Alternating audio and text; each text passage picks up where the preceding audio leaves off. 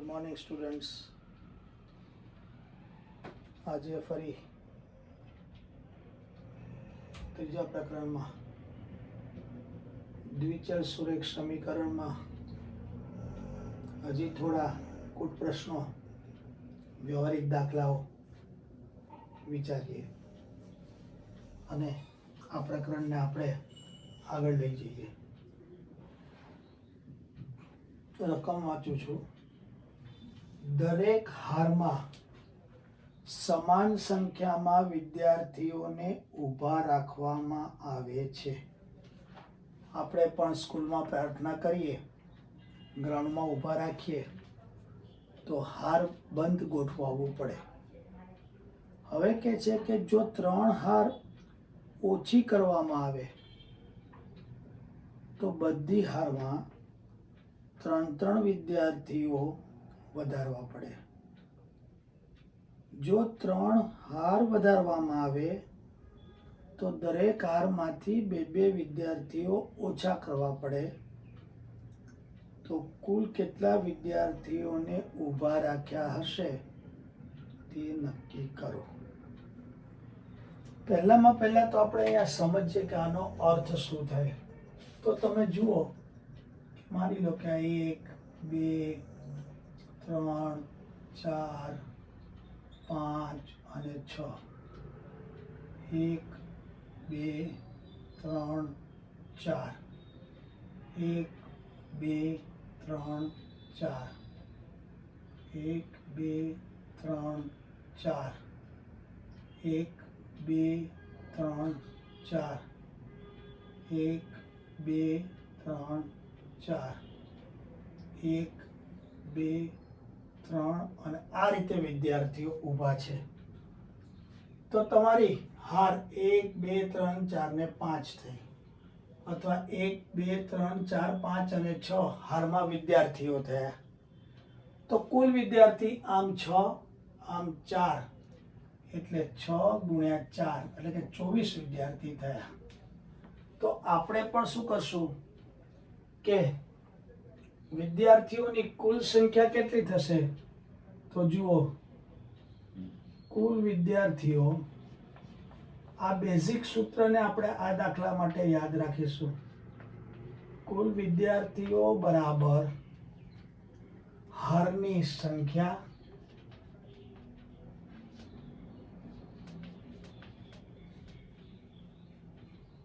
ગુણ્યા દરેક હારમાં વિદ્યાર્થીઓની સંખ્યા. આ આપણું સૂત્ર થઈ ગયું.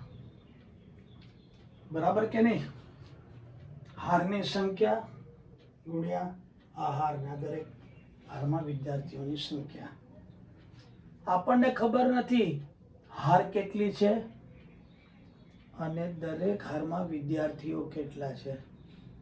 એટલે આપણે 2 વસ્તુ માટે ધારવાનું આવ્યું, માટે આપણા 2 ચલ થઈ ગયા. તો ધારો કે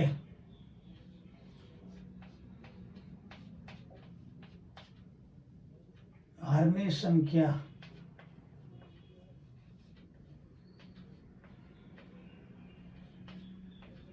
x છે અને દરેક હારમાં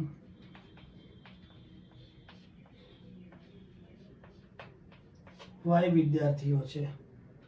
બરાબર?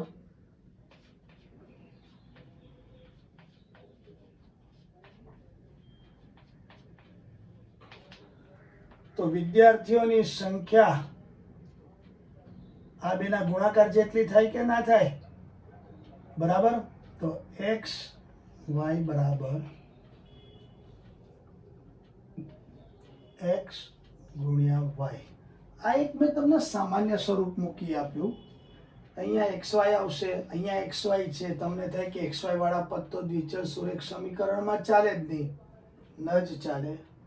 આપણે એલાવ પણ નહીં કરીએ, પણ કંઈક આવું તમારું સૂત્ર થાય. બીજી રીતે કહું તો તમારી x અને y ના ગુણાકાર જેટલી વિદ્યાર્થીઓની સંખ્યા થાય. બરાબર છે? ચાલો, હવે તમને કહે છે જો 3 હાર ઓછી કરવામાં આવે, 3 હાર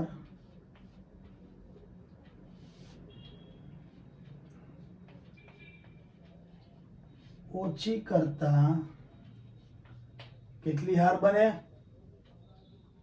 x - 3 હાર.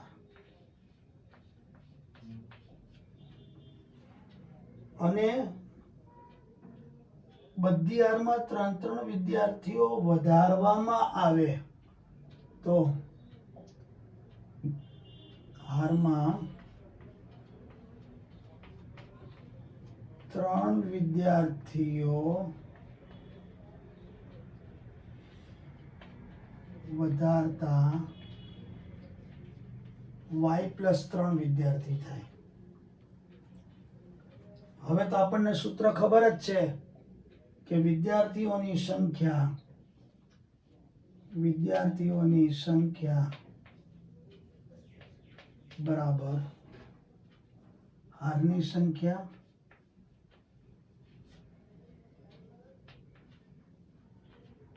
ગુણ્યા દરેક હારમાં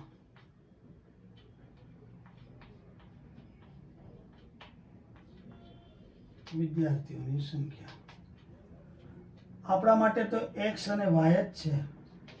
હારની સંખ્યા x - 3 અને દરેક હારમાં વિદ્યાર્થીઓની સંખ્યા y + 3. xy બરાબર x ગુણ્યા y, xy 3x ઓછા 3y ઓછા 9.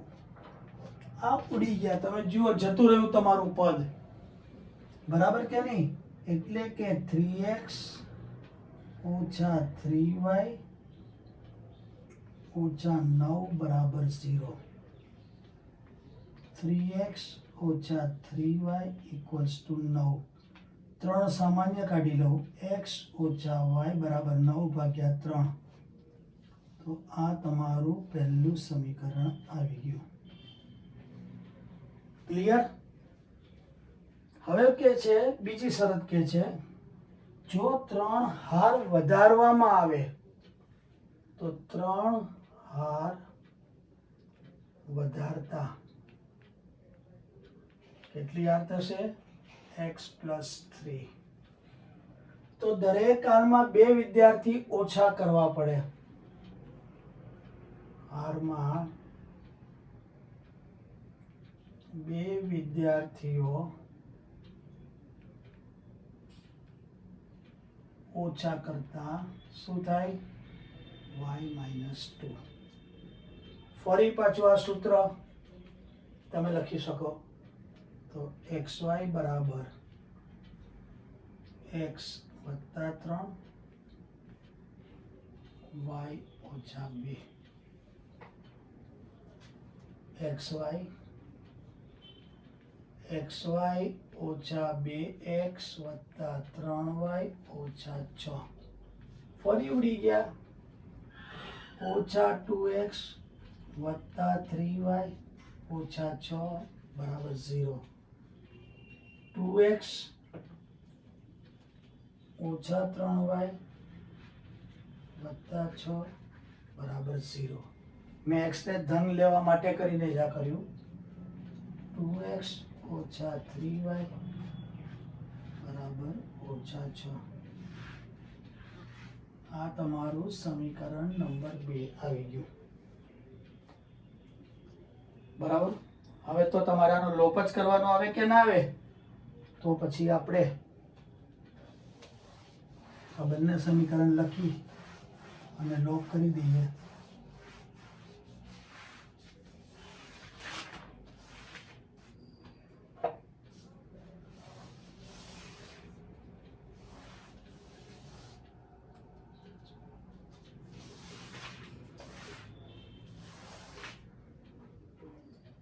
તો તમે જુઓ, x ઓછા y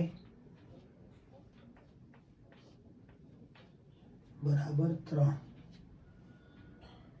2x ઓછા 3y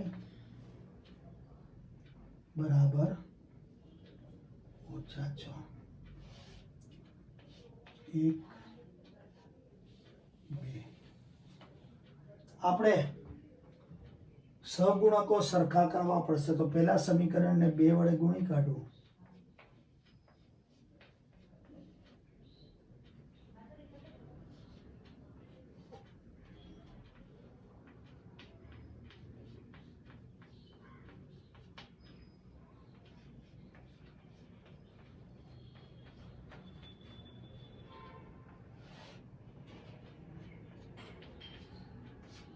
વત્તા 3y ઓછા 2y 6 ને 6 12. તો તમારા y બરાબર 12 આવી ગયા. હવે આ જ વસ્તુને આપણે કોઈ પણ એક સમીકરણમાં મૂકીએ એટલે આપણને x ની કિંમત મળી જાય.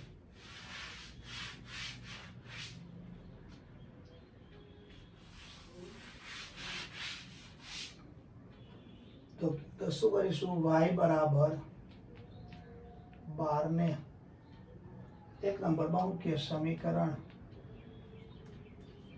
1 માં મૂકતા x ઓછા 12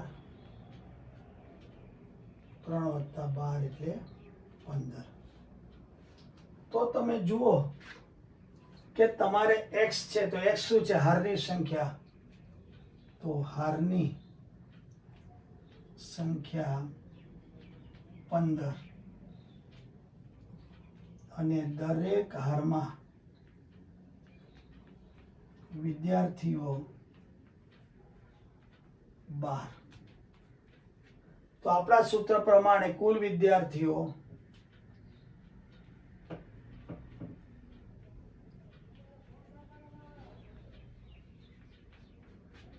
15 ગુણ્યા 12 180. એટલે કે આ જે ગોઠવણી કરી છે એ પ્રમાણે કુલ 180 વિદ્યાર્થીઓ ગ્રાઉન્ડમાં ઊભા હશે. આ તમારો જવાબ થયો. આશા છે કે દાખલો તમને એટલો અઘરો નહીં લાગે, કારણ કે આ લેવલના દાખલા હવે આપણે ધીમે ધીમે કરવા જ માંડ્યા છીએ. આ પણ એક અગત્યનો દાખલો છે અને ધ્યાનપૂર્વક કરજો. ત્યાર પછીનો એક આવો જ અગત્યનો થોડો લાંબો દાખલો 3 પેજમાં પણ થઈ શકે, જેમ હોળીની ઝડપનો થયો તો એમ.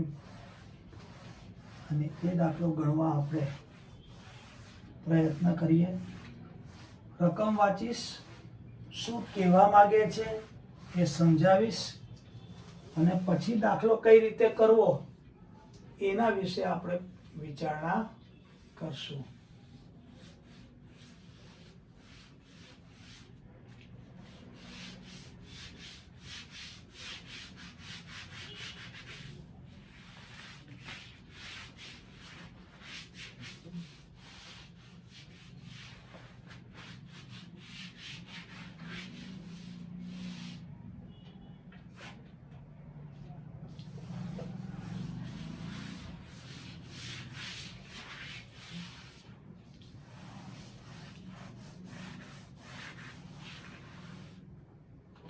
જુઓ શું કહે છે. પહેલા હું રકમ વાંચું છું, પછી સમજાવું છું. મહેશ પોતાના વતન જવાની 250 કિલોમીટરની મુસાફરી અંશતઃ ટ્રેન દ્વારા અને અંશતઃ બસ દ્વારા કરે છે. જો તે 50 કિલોમીટરની મુસાફરી ટ્રેન દ્વારા અને બાકીની મુસાફરી બસ દ્વારા કરે તો વતન પહોંચતા 6 કલાક લાગે. પણ જો તે ટ્રેન દ્વારા 100 કિલોમીટર અને બાકીની મુસાફરી બસ દ્વારા કરે તો વતન પહોંચતા 7 કલાક લાગે છે. ટ્રેન અને બસની કલાક દીઠ સરેરાશ ઝડપ શોધો. હવે આ દાખલામાં આપણે ગણિતની દ્રષ્ટિએ સમીકરણ બનાવવાનું શરૂ કરીએ એ પહેલાં હું તમને સમજાવું કે તમારા બધામાંથી પણ ઘણા લોકોને હજી પણ એવો અનુભવ હશે કે તમારે તમારા નેટિવમાં, વતનમાં, ગામમાં પહોંચવું હોય તો ઘણા લોકો અમદાવાદથી બેસે ને સીધા એના ગામમાં ઉતરી જાય. ટ્રેનમાં બેસે તો ટ્રેનથી પહોંચી જાય. માની લો કે બસથી જાય તો બસથી પહોંચી જાય. પણ બધા જ લોકો માટે આ શક્ય ન હોય. એ લોકોએ કકડો કરવો પડે કે ભાઈ અમદાવાદથી હું ટ્રેન દ્વારા જાઉં, પહેલાં અહીંયા ઉતરું, ત્યાંથી રેલવે સ્ટેશનની બહાર નીકળું, બસ પકડું અને બસ મને મારા વતન લગી લઈ જાય. એટલે કે થોડીક મુસાફરી ટ્રેન દ્વારા અને થોડીક મુસાફરી બસ દ્વારા, આને અંશતઃ કહેવાય. અને બે ભેગી કરો એટલે કુલ મુસાફરી થઈ જાય અને તમે તમારા વતને પહોંચી શકો. મહેશ નામનો વિદ્યાર્થી પણ એના વતન જવા માટે નીકળે છે એટલે થોડીક મુસાફરી ટ્રેન દ્વારા કરે છે, બાકીની મુસાફરી બસ દ્વારા કરે છે. અને બંને મુસાફરી પૂરી કરે ત્યારે 250 કિલોમીટરનું અંતર એને થાય છે. અને એ મુસાફરી બંને દ્વારા પૂરી કરવામાં તેને 6 કલાક લાગે છે. તો સૌથી પહેલાં તો આપણે આ વિગત પરથી પહેલું સમીકરણ રચવાનો પ્રયત્ન કરીશું. તમારે ટ્રેનની અને બસની ઝડપ શોધવાની છે, બરાબર કે નહીં? તો જુઓ કઈ રીતે શોધાય. તો સૌથી પહેલા તો ધારો કે ટ્રેનની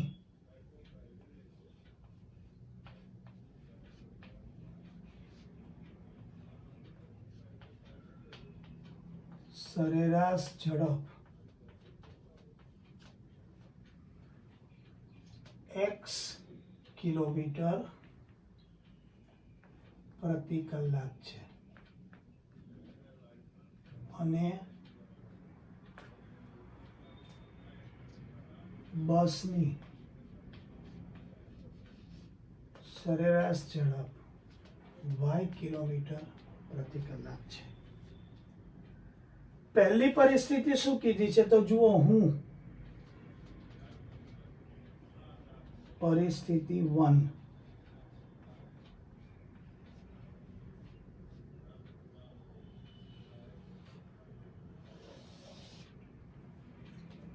અને બીજા સમીકરણ માટે પરિસ્થિતિ 2 કહીશ.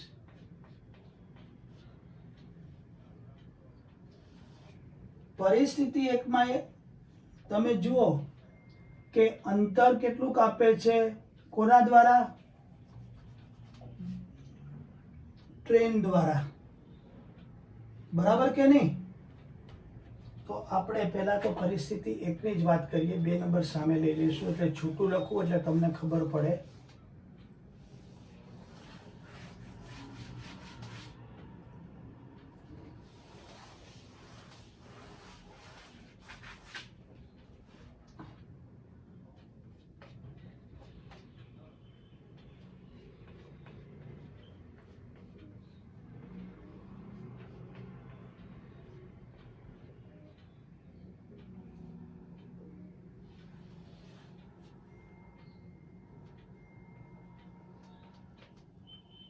ટ્રેન દ્વારા અને બીજી પરિસ્થિતિ, અને એ જ પરિસ્થિતિમાં થોડી મુસાફરી બસ દ્વારા પણ કરે છે, બરાબર કે નહીં?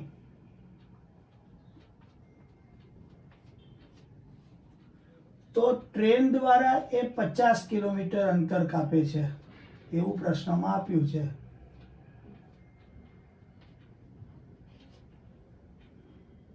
ટ્રેનની ઝડપ આપણે કેટલી ધારી છે?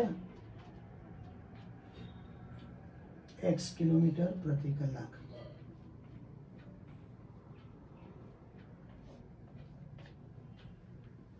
તો કેટલો સમય લે એ આપણે ઝડપના સૂત્ર પરથી શોધીશું. એવી જ રીતે બસ દ્વારા એ કેટલું અંતર કાપશે? તો કુલ અંતર કેટલું છે? 250. એટલે કે 250 માંથી 50 કિલોમીટર તો એ ક્યાં કાપી નાખશે? ટ્રેન દ્વારા. એટલે બસ દ્વારા એને 200 કિલોમીટર અંતર કાપવું પડશે. ઝડપ કેટલી છે? y કિલોમીટર પ્રતિ કલાક. આનો સમય કેટલો થાય એ આપણે ગણવો પડશે. હું t2 કહી દઉં. અહીંયા પણ તમારે 250 કિલોમીટર અંતર જ છે એ અહીંયા લખવું હોય તો લખી રાખજો. બરાબર છે. હવે મારું ઝડપનું સૂત્ર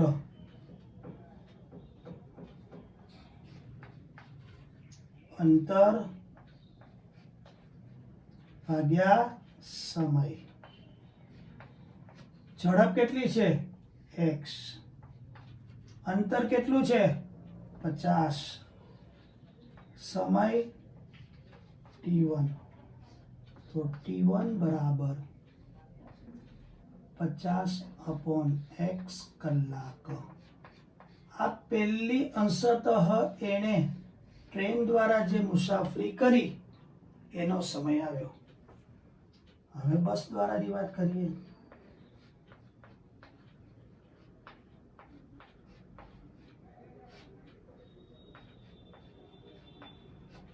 અહીંયા ઝડપ y છે, અંતર 200 છે, સમય t2 છે. તો t2 બરાબર 200/y કલાક. હવે કે છે કે આ બંને રીતની મુસાફરી પૂરી કરે છે ત્યારે એને 6 કલાક લાગે છે. કુલ કેટલા? એટલે કે t1 plus t2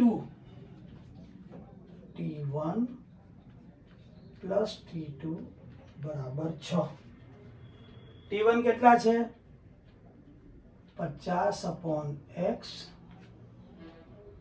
t2 200/y બરાબર 6. બોલો, આમાં કોઈને કઈ ડાઉટ ખરો કે નહીં? બરાબર ને? હવે તમે જુઓ કે અહીંયા પણ x અને y આવ્યા કે ના આવ્યા? તો પછી શું કરી શકાય આપણાથી? બોલો.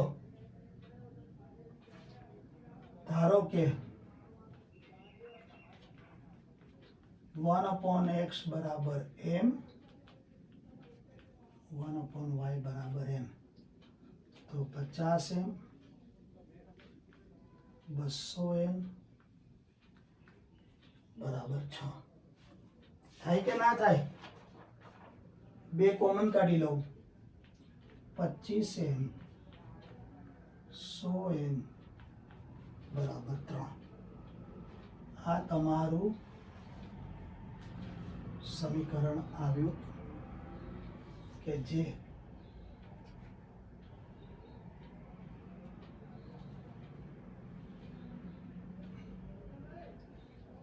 આને આપણે કેવું હોય તો 1 નંબરે આપી શકાય, અને તમે 2 નંબરે આપી શકો. તો જુઓ, મેં પહેલી શરત જે આપણને આપી હતી કે અંશતઃ ટ્રેન દ્વારા 50 કિલોમીટર ટ્રેન દ્વારા, બાકીનું અંતર, કુલ અંતર 250 હતું, તો ટ્રેન દ્વારા જે 50 કિલોમીટર કાપે બાદ કરી નાખ્યા એટલે 200 કિલોમીટર રહે. ગતિના સમીકરણો, ગતિના પ્રકરણમાં વિજ્ઞાનમાં તમે 9મા ધોરણમાં શીખ્યા હતા એ પ્રમાણે ઝડપ બરાબર અંતર ભાગ્યા સમયના સૂત્ર મૂક્યા. સમય બંનેનો મેળવ્યો, કારણ કે આપણને આ કુલ મુસાફરી આટલી પૂરી કરતા 6 કલાક કીધા જ. બંને સમયનો સરવાળો 6 કર્યો. છેદમાં x અને y આવ્યા. લસા લઈ શકાય નહીં તો xy વાળું પદ આવે, માટે ધારી લીધું અને આ સમીકરણ આપણું બન્યું. એટલે કે તમારું સમીકરણ 25m વત્તા 100n બરાબર 3 આવ્યું. બરાબર કે નહીં? હજી પાછી બીજી શરત તો એક આપી જ છે. હવે આપણે એને પ્રયત્ન કરીએ કે પરિસ્થિતિ 2, અંતર તો 250 જ, ટ્રેનમાંથી અને બસથી જ મુસાફરી કરે છે, પણ ટ્રેન દ્વારા એ 100 કિલોમીટર અંતર કાપે છે. કેટલું હવે?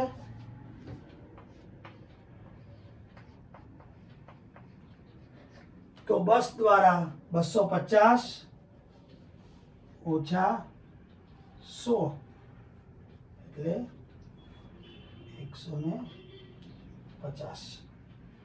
બરાબર છે? આ બધું એમનેમ જ રહેશે, અહીંયા જ માત્ર 100 આવી જશે એટલે 100/x. અહીંયા પણ 150 આવી જશે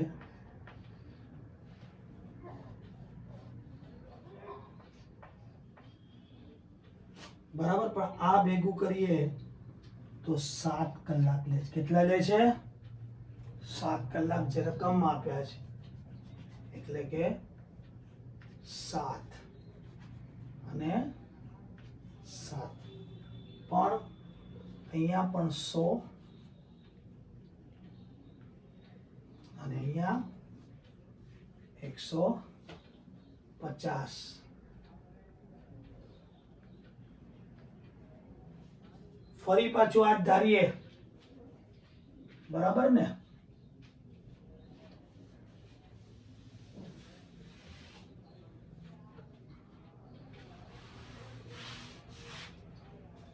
તો 100m વત્તા 150n બરાબર 7. બરાબર કે નહીં?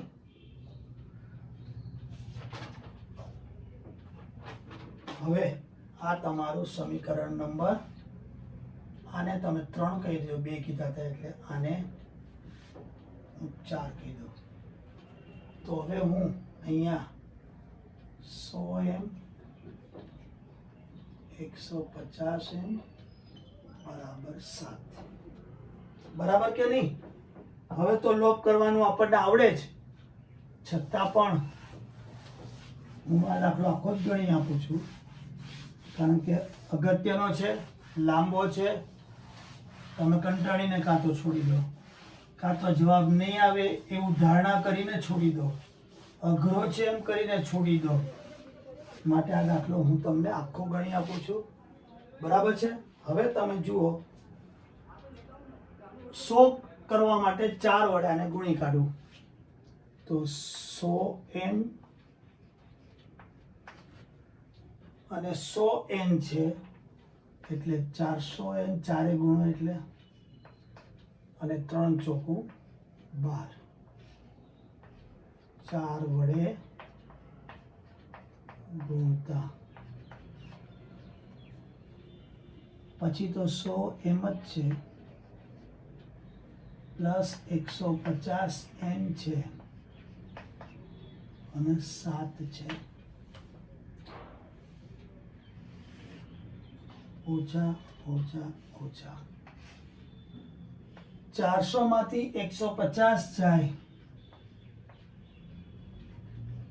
અને 12 માંથી 7 જાય એટલે 5. n બરાબર 5/250, 25 એટલે 1 કહેવાય, 1/50. એટલે કે તમારા n બરાબર 1/50 આવ્યા. આ તમારો જવાબ નથી, આ તો ધારેલું છે. હવે આ m અને n માં આપણે એક આ જે સમીકરણ નંબર 2 હતું એમાં મૂકી દઈએ તો n બરાબર 1/50 ને સમીકરણ 2 માં મૂકતા 25m વત્તા 100 ગુણ્યા n એટલે 1/50 બરાબર 3, એટલે કે 25m વત્તા 2 બરાબર 3, 3 માંથી 2 જાય તો 1 એટલે 1/25. તો જુઓ તમને m અને n ના મૂલ્ય તમને મળી ગયા. હવે આપણે m કોને માટે ધાર્યો છે એની વાત કરીશું, n કોના માટે ધાર્યો છે એની વાત કરશું. તો જુઓ આપણે m બરાબર 1/x એટલે x બરાબર 25. એ જ રીતે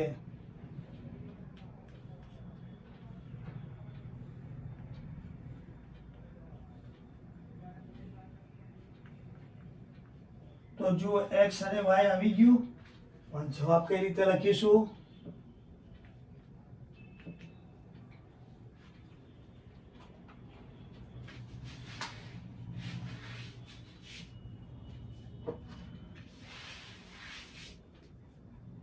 ટ્રેનની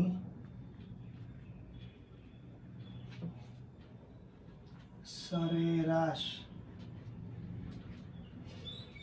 ઝડપ x એટલે 25 કિલોમીટર પ્રતિ કલાક.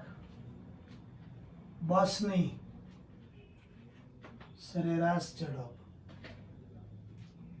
50 કિલોમીટર પ્રતિ કલાક છે. તો આ તમારો દાખલો તમને આવી ગયો, બરાબર કે નહીં? તો તમે આ દાખલો પણ બરાબર ધ્યાન રાખજો, તમને બરાબર આવડવો જોઈએ. અને તમે આવા દાખલા જો કરવાનો પ્રયત્ન કરશો તો તમને પ્રોબ્લેમ થશે નહીં. હવે આપણે થોડા ચોપડી ઉપર નજર નાખીએ કે જેથી સરે તો હજી કોઈ પ્રશ્નમાં ચોપડી અડ્યા જ નથી, અમને હોમવર્કમાં આપી દેશે, ક્યાંથી આવડશે? તો આપણે પહેલા જ ઉદાહરણથી જોવા માંડીએ. જે મેં કરાવી દીધા હશે એ રીત તમને કરવા આપીશ. મને એવું લાગશે કે આ દાખલો મારે કરાવવો જ પડે એમ છે તો જરૂર હું કરાવીશ, બરાબર છે? કે જેથી ચોપડીને પણ આપણે ન્યાય આપીએ, ચોપડીના પણ દાખલા ગણીએ. એમાં પણ 2-4 ઘણા સરસ દાખલાઓ છે જ કે જે મારે કરાવવાના આવશે જ, એ આપણે કરીશું. અને એ રીતે આપણે કોઈ પ્રશ્નને અંતિમ પગલા સુધી લઈ જઈશું.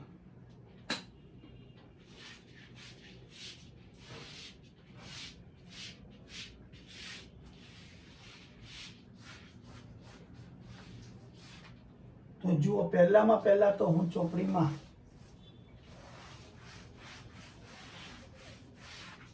તમે પણ ચોપડી હવે ખોલજો કે જેથી રકમ હું વાંચું અને હું માત્ર સમીકરણ બનાવી આપું તો ચોપડી તમારી સામે હોય તો તમને પ્રોબ્લેમ ના થાય, બરાબર?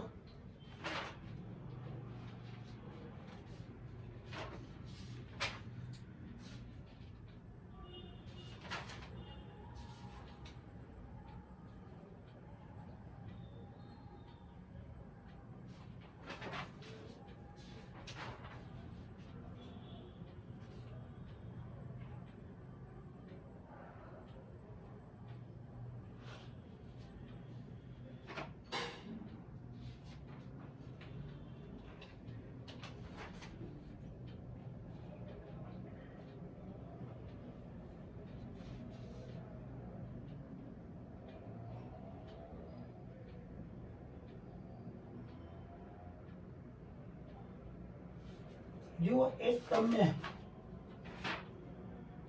3.2 માં 5મો દાખલો છે. સ્વાધ્યાય 3.2 દાખલો 5 ખરેખર આલેખની રીતે છે પણ આપણે કુલ પ્રશ્ન તરીકે આને જોઈએ. એક લંબચોરસ બગીચાની અર્ધ પરિમિતિ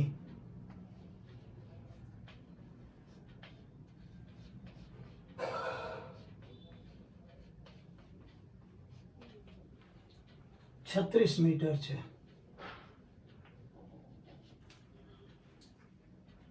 તથા લંબાઈ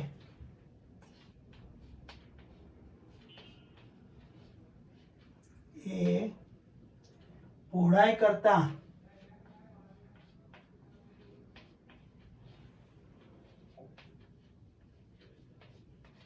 4 મીટર વધુ છે.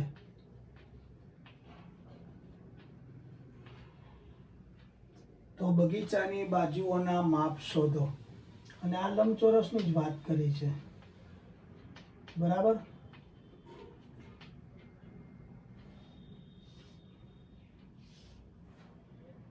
આ આપણી લંબાઈ અને આ પહોળાઈ.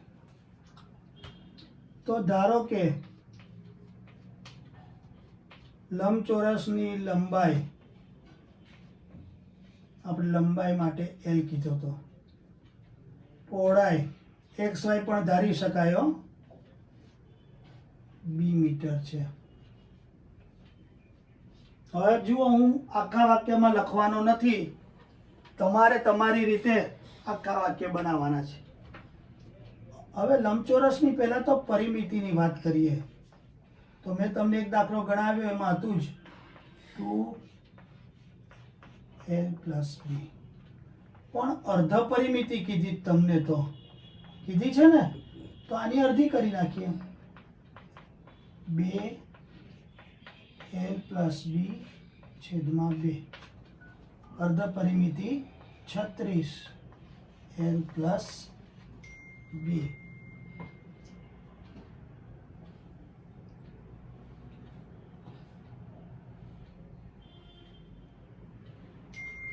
તો પહેલું સૂત્ર તમારું થયું A + B = 36.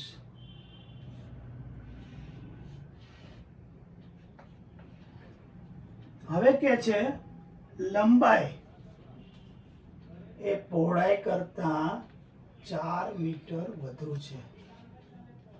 L - B = 4. આ તમારું સમીકરણ નંબર 2. લોક કરી નાખજો. +B ને -B ઉડી જશે, તમને જવાબ મળી જશે. બરાબર છે.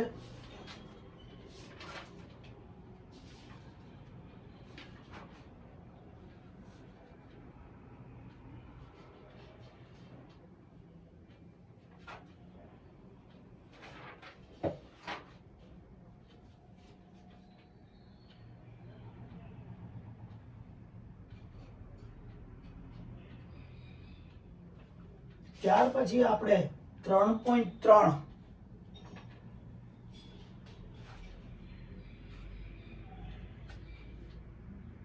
એનો દાખલા નંબર 3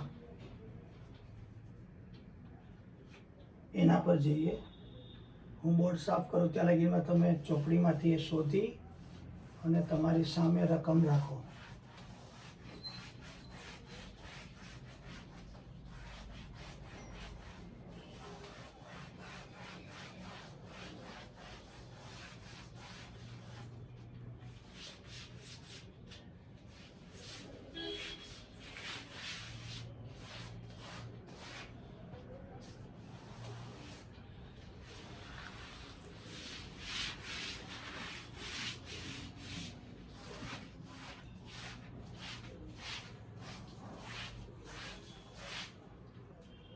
જુઓ, એનો પહેલો દાખલો, દાખલા નંબર 1. બે સંખ્યાઓનો તફાવત 26 છે અને એક સંખ્યા બીજી સંખ્યાથી 3 ગણી છે. તો તે સંખ્યાઓ શોધો. તો મેં તમને કીધું હતું કે આવું આવે ત્યારે મોટી સંખ્યાને x લઈ લો. હવે તમારે અહીંયા ધારો કે મોટી સંખ્યા x છે નાની સંખ્યા y છે, આવું બધું આખા વાક્યમાં લખવાનું. આનો તફાવત 26 છે, એટલે આ પહેલું સમીકરણ તો આવી ગયું, એકદમ ઈઝી. હવે કે છે એક સંખ્યા બીજી સંખ્યાથી, તો x એ બીજી સંખ્યાથી 3 ગણી છે, તો x ઓછા 3y બરાબર 0. બંને સમીકરણ આવી ગયા. બોલો, હવે તો તમે લોપથી આ દાખલો ગણી શકશો. ત્યાર પછી આ દાખલા 3 નો બીજો કરીએ કે જે સરસ છે. બે પૂરક કોણો પૈકી મોટો ખૂણો નાના ખૂણા કરતા 18 મોટો હોય તો પૂરક કોણ શોધો. તો પહેલા તો વિચારવું પડે પૂરક કોણ એટલે શું. તો જે બે ખૂણાના અંશમાપનો સરવાળો 180 અંશ થાય એને શું કહેવામાં આવે? એકબીજાના પૂરક કોણો. બરાબર કે નહીં? હવે આપણે માની લો કે ધારો કે મોટા ખૂણાનું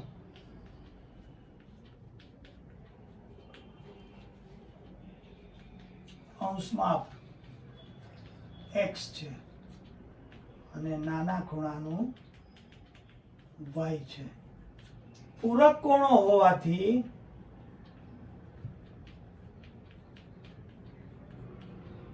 આ બંનેનો સરવાળો કેટલો થશે? 180. તો આ તો તમારું પહેલું સમીકરણ સીધું મળી ગયું.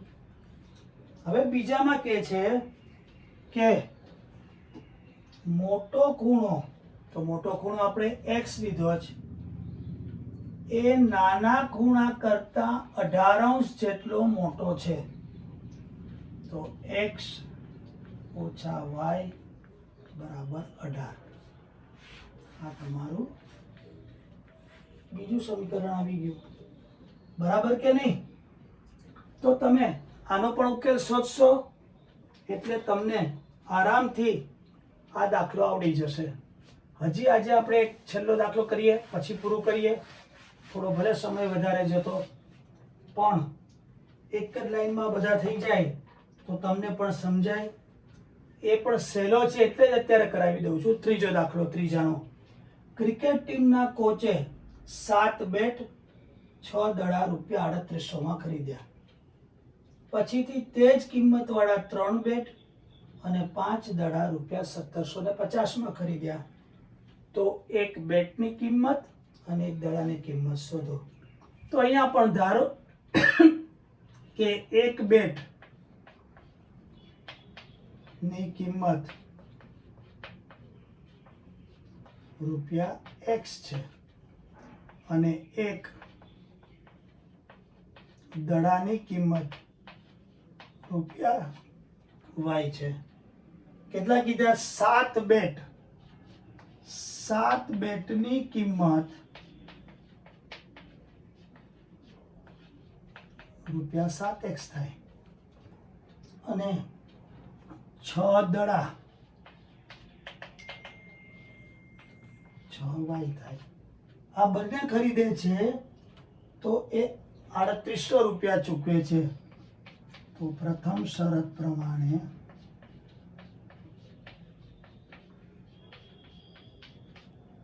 $7x વત્તા 6y 3800. આ તમારું સમીકરણ નંબર 1. હવે બીજી શરતમાં પણ એમ કહે છે 3 બેટ અને 5 દડા. તો 3 બેટ માટે શું કિંમત થશે?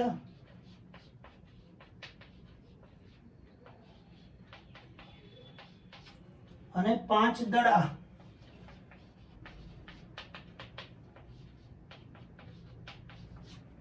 તો બીજી શરતમાં આ બંને ભેગા કરીને કેટલા રૂપિયા ચૂકવવા પડે છે? એને 1750. એટલે કે 3x વત્તા 5y બરાબર 1750. આ તમારું સમીકરણ નંબર 2. આનો લોક કરી દેજો, તમને દાખલાનો જવાબ મળી જશે. ત્યાર પછીનો ચોથો દાખલો, પાંચમો અને છઠ્ઠો. કયા કયા? ચોથો, પાંચમો અને છઠ્ઠો દાખલા નંબર 3 ના. અને કયું સ્વાધ્યાય છે? 3.3. આ 3 મારે કરાવવાના છે. તો નેક્સ્ટ ટાઈમ આપણે અહીંથી શરૂ કરીશું. ત્યાં સુધીમાં તમે આ બધા દાખલા ગણી કાઢો, ફરીવાર ગણજો. 1-2 દાખલા સહેલા છે, બાકી બધા તમારે ફરીવાર ગણવા જ પડે, નહીં તો મેળ પડે નહીં. આજે આપણે અહીંયા આપણું કામ પૂરું કરીએ. Thank you very much.